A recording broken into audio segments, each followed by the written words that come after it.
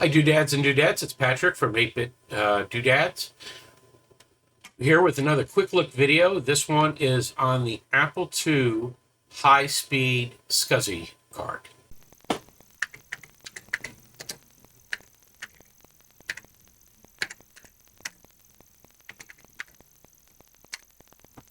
Say, kids, what time is it? It's 8-Bit Doodads time!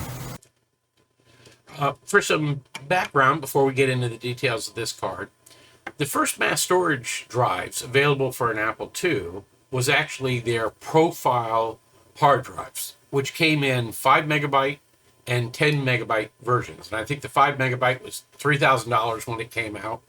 And it had a dedicated interface with a DB25 that plugged into the profile. And while it was DB25, it was not SCSI.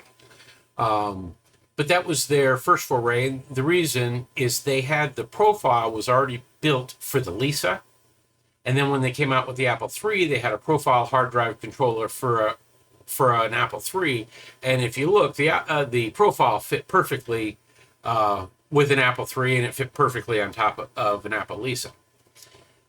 After they released that, as more modern cards came about, or more modern storage, and in fact the Macintosh, after its second or third iteration, started to adopt SCSI, Apple went down the SCSI path in a more defined or with more aggressiveness towards that standard.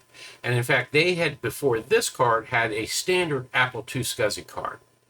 This is the, quote, high-speed SCSI card, which supported DMA and had better controls and could pass data from SCSI devices to an Apple II faster than that original device. There are other Apple II SCSI cards from manufacturers. Surtec had one, CMS had one, and some of those people had them because they also sold SCSI hard drives.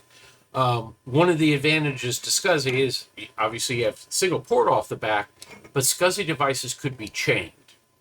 And in fact, you could put more than one hard drive off of this interface. You could also put a CD drive, and that was really current or prevalent on the GS, where there was software built into the GS to be able to read from a CD drive, and for mounting multiple hard drives. This was Apple's fastest version, although it is not as fast as some of the fast SCSI cards that came out from other manufacturers. This is the only SCSI card I have right now, although I have ordered a clone of the Surtec card, which is supposed to be pretty good, and I'll be showing you that in a quick look, and we'll be doing a review and setting this up and running it in multiple machines so you can see what it looks like. So stay tuned for that.